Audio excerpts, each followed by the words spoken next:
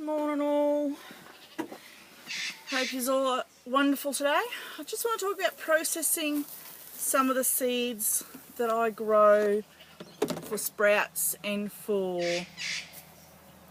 herbs and for growing next year. Now this morning I've gone up and picked some Mizuna. Now Mizuna and many of similar plants grow seed. I don't know if you'll be able to pick up that properly. This is what the seed looks like at the moment. So there's a few bugs in there, but that's okay. I'll show you how to get them out later. So all these little pods, when they are dry, will simply crack open and there'll be little seeds on either side with a strip in the middle. Now I use pillowcases that I turn inside out. They've got to be cotton. Do not try to use any of the synthetics. They'll sweat and you'll have major issues. So just normal cotton pillowcases. I turn them inside out so my seeds don't gather into the seams. So you got the messy bits outside and the lovely clean edges on the inside. Now these are really great to process because all you got to do to start off with is crush your bag. You just get it and you crush it, you smash it. My camera shook a lot then. And you'll hear it crunching as you do it, if you can hear it all over all my menagerie. So you just keep working the bag. Now you do the same thing for radishes. Thank you, Mr. Polish Chook. You do the same thing with radishes, you do the same thing with a lot of your lettuces as well, even though they're not in a seed pod. Pick them slightly green, and that way they're not all falling off everywhere, and you stick them in your bag until they go dry. When you start to hear that lovely crunchy sound, you know your seeds are ready to process. Now normally I do this through the heat of the day, but I thought, well, these are ready this morning, so I'll just give it a go for you. Now, when you check inside your bag, you can see how they're all starting to pop. Look, that one's all finished. See that? There's nothing left unpopped on that. Even these bit greener ones. See, all those little seed pods have popped and burst. When you're picking them in the garden, you will have a lot pop when you're picking them, and that's fine. They'll come up like weeds and they're edible. So it doesn't matter if you've got Mizuna coming up in your carrot bed, if you've got, you know, your wasabi greens or your mustard greens coming up among your lettuces. You just cut them out as microgreens. So if you cut them off, you know, when they're yay big, and you just use them as baby lettuce, as salad mix, as, you know, on sandwiches and that sort of thing. My kids love it. It's really easy to do. Now these ones here might have cross-pollinated because I did let my top garden go a bit feral this year. It's just been too hot, too dry. We had late frosts in September, which we might get 3 frosts a year here. This year I've had like 6 and they went really, really late. So I lost my corn. Thank you, Rooster. I lost a lot of things this year, so I sort of just neglected my garden, and this happens, and that's fine, you know. But when you've got something that you think cross-pollinates, don't rip it out and just waste it. Use it for microgreens. So I'll grow a test batch. So I'll get some of this seed this afternoon, and I'll throw it into a bit of potting soil and let it grow out. Sorry. Let it grow out for, you know, 4 or 5 weeks, and then I'll be able to see if it tastes right, if it looks right, if it's growing true to type. If any of the seeds that I test come out as, some of them will come out green or they just don't look right, I know they've cross-pollinated, so I won't use them in my garden next year. This year, I'll continue. Thank you, Rooster. I'll continue to grow these throughout the year here in the tropics. Other than midwinter, I sort of stopped growing the Mizuna. So the stuff that doesn't come up true to type, I will use as sprouting greens, as microgreens. You know, toss a handful of seed in your seed sprouter. It'll be fine for us to eat, but I won't grow it next year because I don't know if it's going to go true to type. Because when it crosses, even though sometimes it looks right and it tastes right, if you've got other seeds that are coming up, you're never 100% certain if when you plant those seeds the following season, if they're still going to be true to type. So it's best if you're going to seed save and you do a test batch of sprouts and they don't come up all like they should, you can throw some in the garden and test it out, or you can go, nah, just microgreens and don't waste your seed, and that way you haven't wasted your water, you haven't wasted your time, and you've got lovely greens for the kitchen anyway.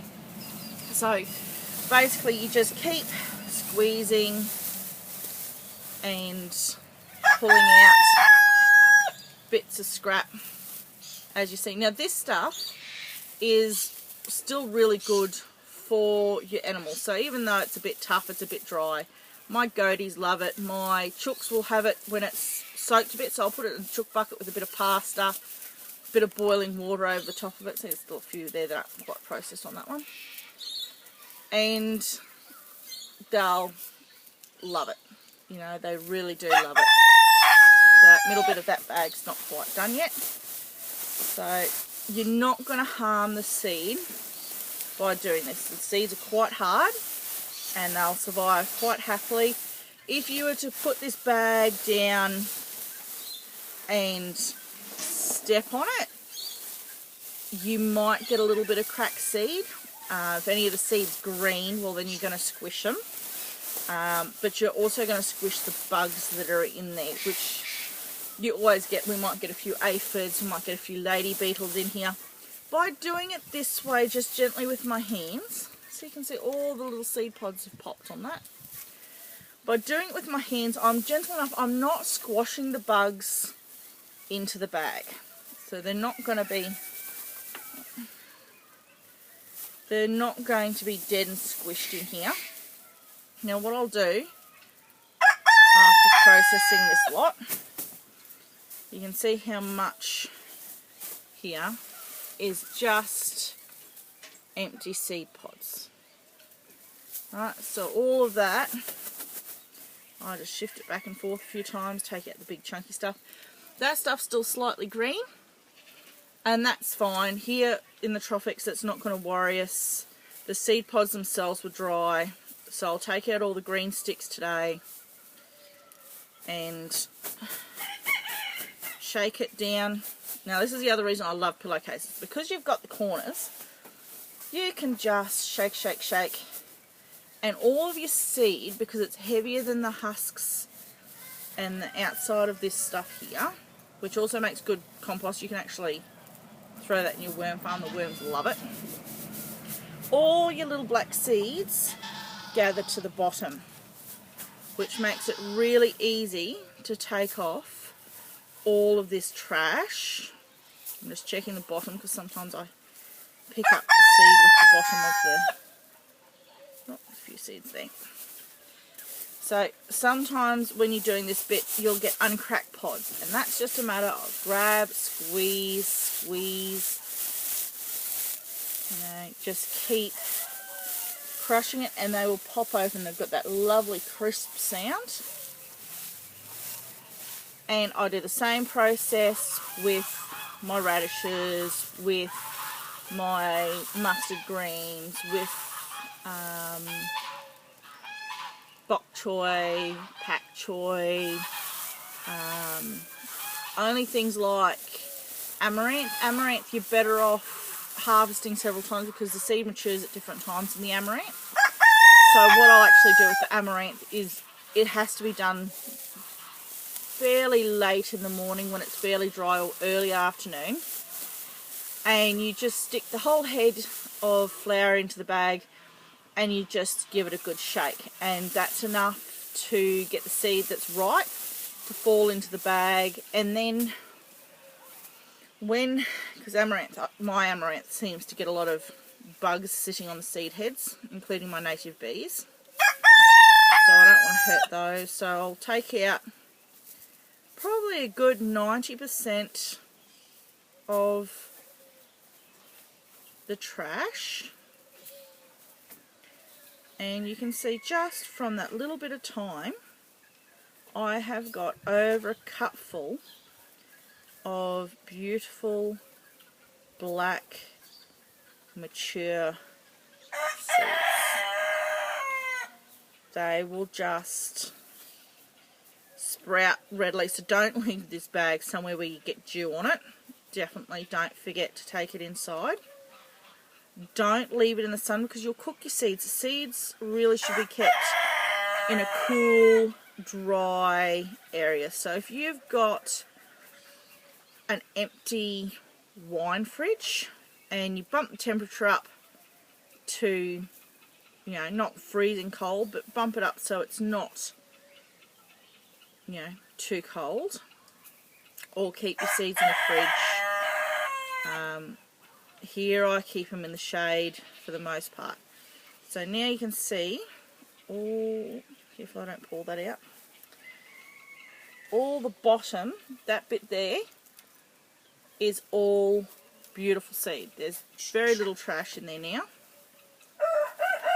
And you can see, whoop, just how beautiful those seeds are. Now to get, I do have a few little different bugs in there that I can see.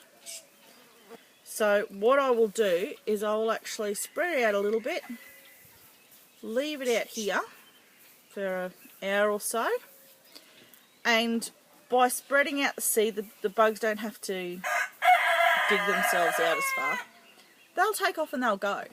You know, they're not interested, there's nothing for them really to eat there anymore, so they will simply just crawl away, fly away, slither away, and then I will put this into a dish, and on a breezy morning, or I'll put the fan on, I'll blow the seeds, so a lot of the little tiny bits of trash, because that's what will go rotten and go mouldy when you store it, is the bits of plant that are left in there.